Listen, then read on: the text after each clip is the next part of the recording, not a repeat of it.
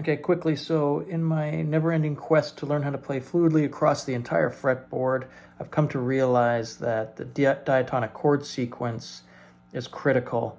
Not only learning it in every key, but learning how to root the triads on each string and becoming really familiar with all of those things forwards and backwards. Okay, so if you've never heard of the diatonic chord sequence, look it up. It's super interesting reading if you're into guitar and being able to play, do songwriting, improvise, all that sort of stuff. So I'll just make sort of a complimentary video to run through it in the key of C. You can kind of see how it works, okay? I'm a guitar student. I'm constantly trying to learn new things. I practice most days, and I want to improve and get better, okay? So this is one of my goals. Here we go. So here's the guitar. C is the 1, okay? So what we're doing is basically creating chords that adhere to the major scale. In this case, it's the C major scale. So the first chord is C.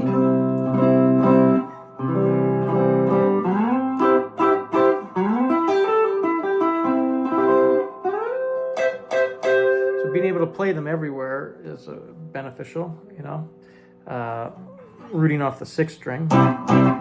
Here, rooting off the 5th string, it's here. Rooting off the 4th string, it's here. Which is basically the same as this. Right? Rooting off the 3rd string again, it's here. Rooting off the 2nd string is here. Or here. And that's an octave when you do that, right? And then off the 1st string, it's this shape again.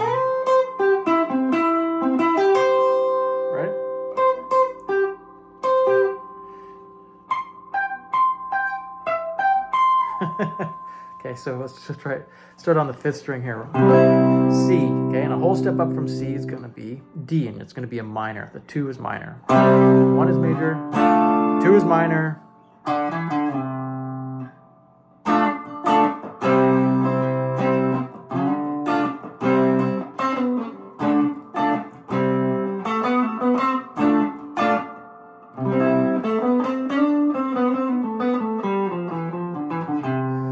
So all I'm doing is playing the 2 chords and creating fills using the C major scale. Sorry.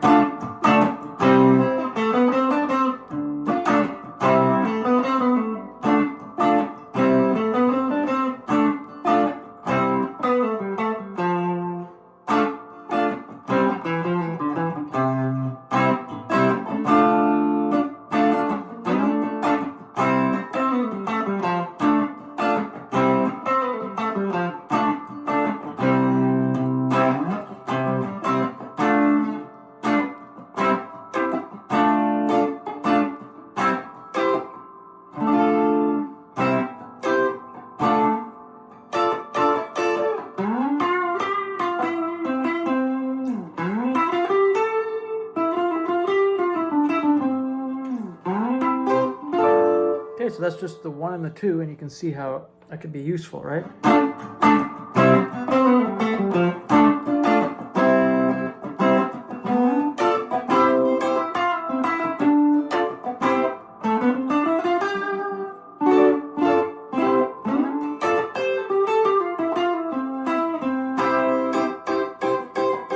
Okay, the 3 is going to be E minor, so C is a 1, D minor is a 2, E minor is a 3.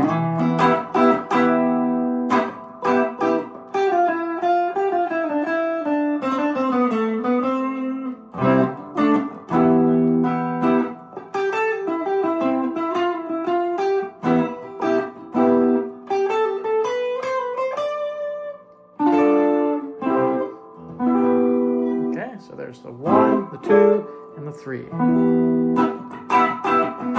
What comes after 3 is 4, and that's going to be a major. It's a half step up from the 3, and it's going to be a major. It's going to be F.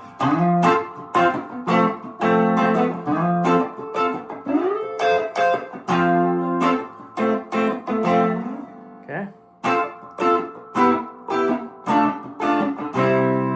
The 4, the 3, the 2, the 1.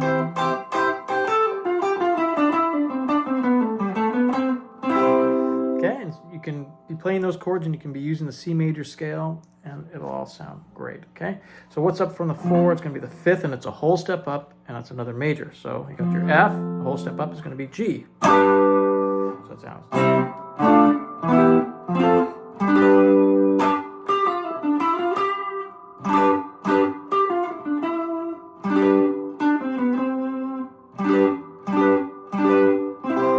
Okay, that's your 5, 1.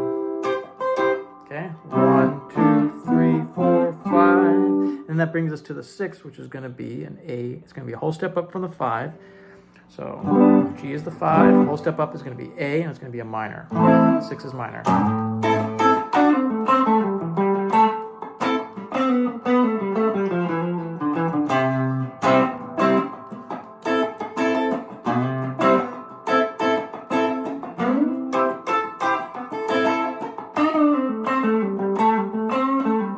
Okay.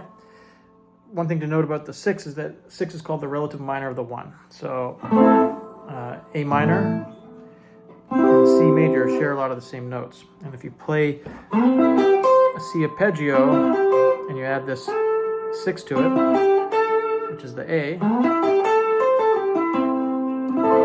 and then you play a root, an A root,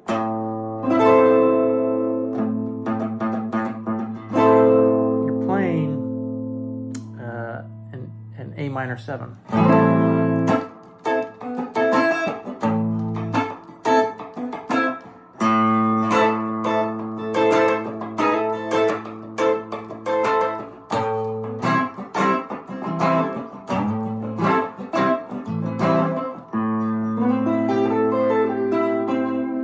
Okay, so A minor is the relative minor to C, okay?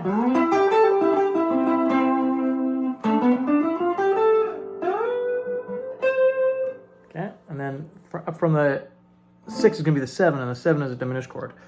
Now, what is a diminished chord? Well, we're going to go up a whole step from A to B, okay?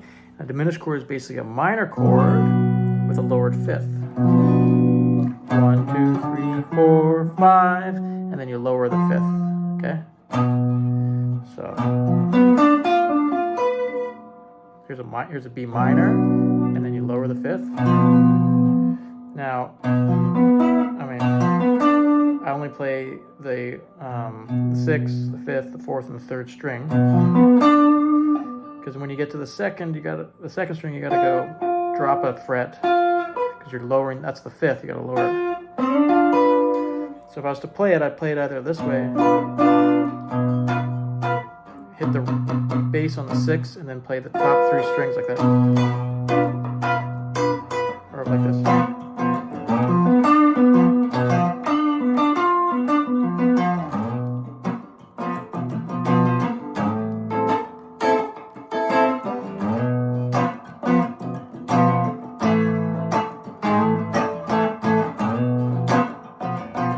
To the C. See how that resolves? So just practice playing A minor, down here it's off the 5th string, your root is here.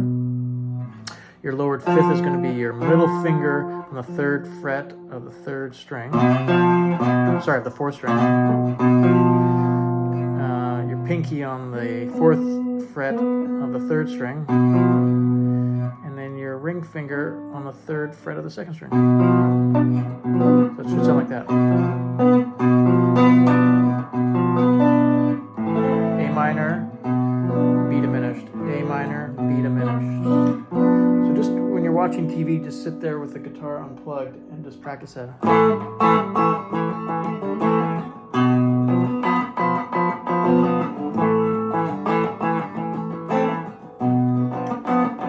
Because the fingering is awkward, so you want to just practice it over and over again. Like this. A minor, B diminished, C, B diminished, A minor,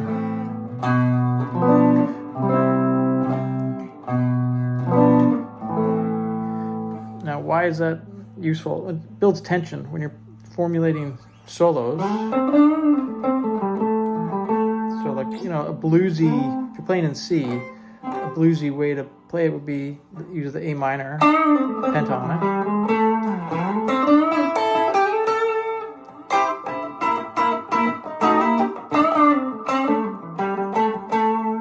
Right?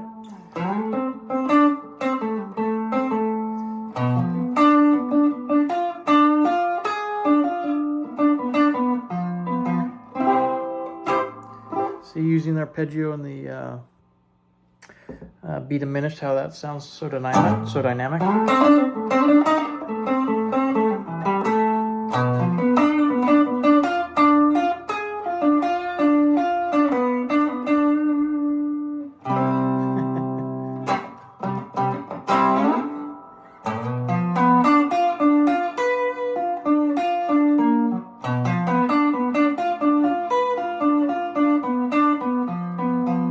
Just practice that. That's a B diminished arpeggio. Okay, so back to the diatonic chord sequence. C, D minor, E minor, F, G, A minor, B diminished, C.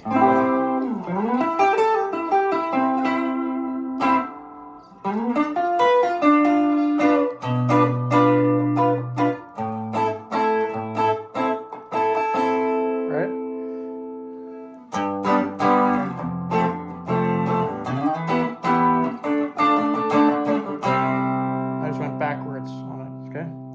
So B diminished, C, B diminished, C, B diminished, A minor, G, F, E minor, D minor, C.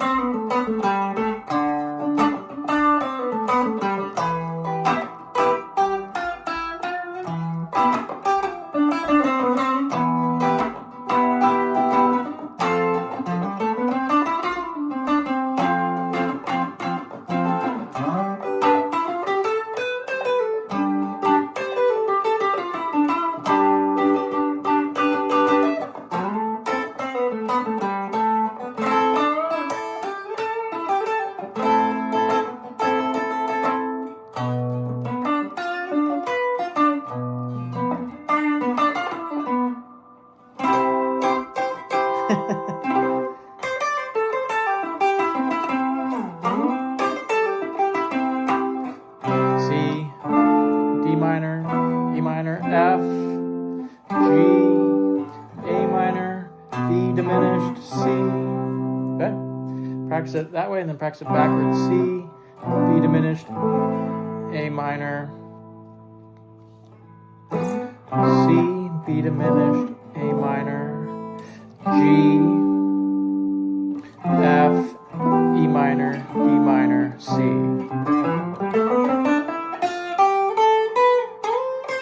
And then, practice your C major scale everywhere. So you know it, right?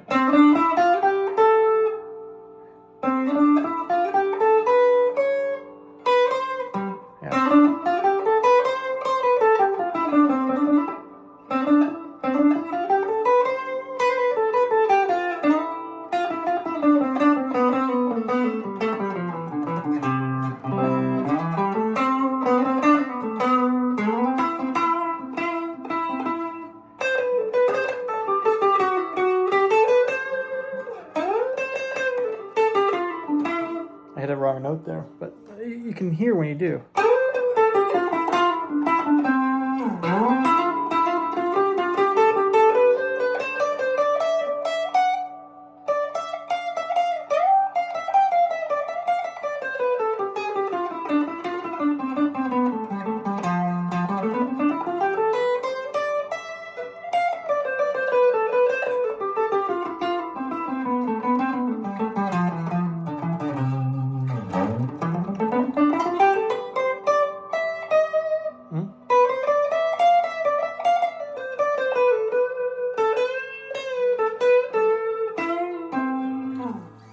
Okay, so I made some mistakes, but that's the point of practicing over and over and over again to eliminate them.